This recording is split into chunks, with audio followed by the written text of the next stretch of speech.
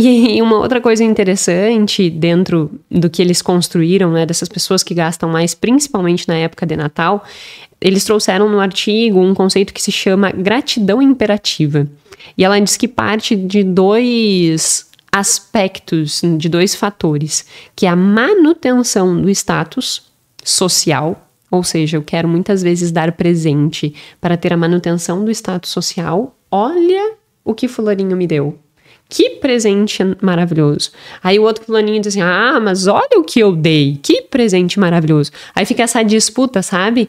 Então existe um status, né? Dar bons presentes tem essa manutenção do status naquele grupo.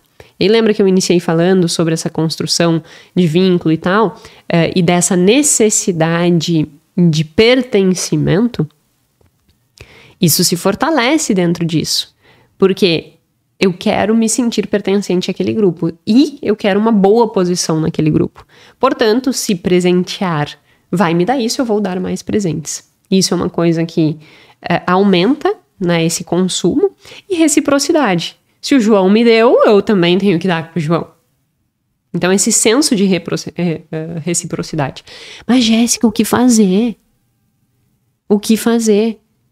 Conversar com o fulaninho. Se você tem um vínculo afetivo forte com o fulaninho, e o fulaninho vai te dar presente, tu vai chegar e dizer pra ele, se tu não tiver condições, tu vai chegar pra ele e dizer assim, olha, eu estou numa etapa de reeducação financeira, de reestruturação financeira. Eu tenho algumas dívidas pra pagar, eu tenho um monte de coisa pra fazer. E o que mais importa pra mim é a nossa relação. Então vamos fazer uma janta em casa juntos, vamos ter tempo de qualidade juntos, mas esse ano não vou te dar presente. Isso é ter um vínculo afetivo forte, isso é ter transparência num relacionamento. E se essa pessoa for importante pra ti, e ela se preocupar contigo, ou seja, você for uma pessoa de vínculo afetivo forte com ela, ela vai entender. E ela vai levar isso em consideração para um comportamento futuro. É isso que você tem que fazer. Então, mais uma vez, a minha defesa aqui não é que você não compre mais presentes, mas é que você não seja um robô comprando presentes. Que você não seja um ratinho dentro da gaiola só cumprindo uma norma social sem pensar e refletir sobre o que é importante para ti e sobre as tuas condições no meio daquilo ali. Para que você não caia nessas armadilhas.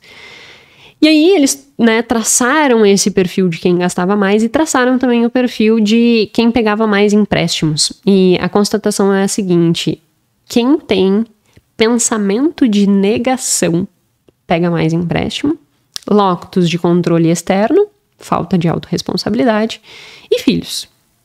Agora alguém pode dizer assim, mas meu Deus do céu, então filho é o problema. Eu tinha um professor na faculdade que ele dizia o seguinte: case você fica pobre, tenha filho, você fica miserável. Eu achava um absurdo aquilo que ele dizia, obviamente, né? Mas ele dizia. E eu acho que essa construção desse artigo tá quase levando para isso, né? Case-se, fique pobre. Depois vamos recortar isso aqui, vira conversa, né, na internet aí, porque não pegaram o raciocínio inteiro. Mas eu escutava isso dele, né? Caso se fique pobre, tenha filhos e virem miserável, e não acho que é adequado. Por que eu não acho que é adequado? Porque dá pra se planejar. Então, por exemplo, assim, ó, a pessoa pega mais empréstimo quando tem filho. Se planeja pra ter filho. Sabe essa coisa de botar filho no mundo, que nem faziam antigamente, dizer assim, não tem problema, se cria. Putz, isso é uma baita irresponsabilidade. Uma baita irresponsabilidade. Se você vai querer ter filhos, ou se você já tem filhos, você sabe que ele vai demandar de você. Sabe essas coisas, às vezes as pessoas dizem assim, mas eu tenho que gastar com isso, gastar com aquilo, com meu filho. Mas é óbvio. Tu achou o quê? Que a pessoa ia ter 5 anos e ela ia estar tendo renda e ela ia se virar sozinha? No momento que tu decidiu ter filho, tu já sabia que no mínimo até uns 18, 20 anos tu ia sustentar essa pessoa. É uma ilusão que as pessoas criam na cabeça. Não tô bem de vida por causa do filho. Mas você escolheu ter filho. Por isso mistura-se aí a questão do lotus de controle interno e externo. Porque a pessoa não tem autorresponsabilidade de olhar e dizer assim, eu optei por ter filho e eu tenho que cumprir com essa responsabilidade. Ela vai lá e fica pegando empréstimo. Tipo, minha vida tá um caos, tenho filhos, vou pegar empréstimos. Portanto, planejamento, da mesma forma que Natal acontece todo ano, e que isso já é normal, e que se você gosta de viver este espírito natalino com presente e tal, você deve se planejar, com o filho é a mesma coisa. O filho não vai, num piscar de olhos, deixar de gerar custo para você. O filho vai gerar custo para você. Então você tem que se planejar para dar uma boa qualidade de vida para esse filho, estabelecer bons vínculos afetivos com ele, que é isso que vai construir uma pessoa boa, no sentido de viver bem, né? Estar bem essa pessoa. Então é importante que a gente cuide desses dois pontos e desses dois aspectos. Então essa questão de filhos é um ponto. E só voltando, né, por que a pessoa faz empréstimo nessa questão de pensamentos negativos? O que é essa construção de pensamentos negativos? Acontece que toda pessoa que tem dívidas e toda pessoa que tá com um problema financeiro, chega no final do ano, dá aquele desespero maior, porque assim, meu Deus, tá dando tudo errado, já deu tudo errado, então vou pegar uma baita empréstimo aqui e vou sei lá o que fazer, porque não tem mais resolução na minha vida. E ela começa a ruminar todos esses pensamentos. Quanto mais ela faz essa ruminação desses pensamentos, maior é a procrastinação dela em relação a resolver a situação financeira. Então ela entra num processo de negação financeira, do tipo assim, eu nem tenho problema financeiro, só vou pegar mais esse empréstimo porque, tipo, é a solução que tem. E aí vai pegando um empréstimo, depois outro empréstimo, depois outro empréstimo, aquilo vai virando uma bola de neve, mas ela não tem problema financeiro. Tá tudo bem, é só o normal, a vida acontecendo. E aí é um grande erro, né? Essa pessoa tem uma tendência gigante a acabar pegando cada vez mais empréstimo, entrando num fluxo de estresse financeiro, e esse fluxo de estresse financeiro levando a grandes dificuldades. Então esse é um outro ponto que tem que levar em consideração.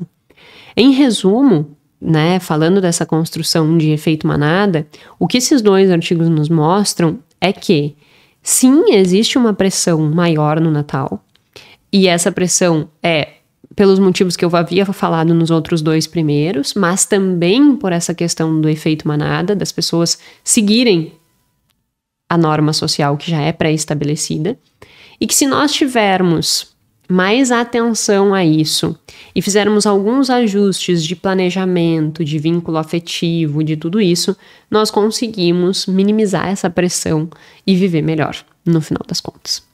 E aí a gente entra pro quarto item, e não menos importante. Você subestima o gasto que você vai ter com as viagens de fim de ano. Isso é um outro grande erro que, mais uma vez, se você já sabe que todo final do ano você viaja para ver a sua família e a sua renda, ela não te permite, ela não te dá disponibilidade para que você consiga, em alguma medida, fazer uma viagem sem gerar nenhum tipo de prejuízo no teu próprio orçamento do mês, se você não consegue isso, você precisa se preparar para fazer as viagens de fim de ano.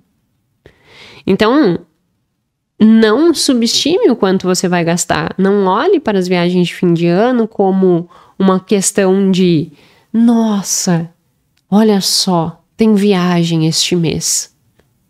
Já sabia que tinha viagem em janeiro.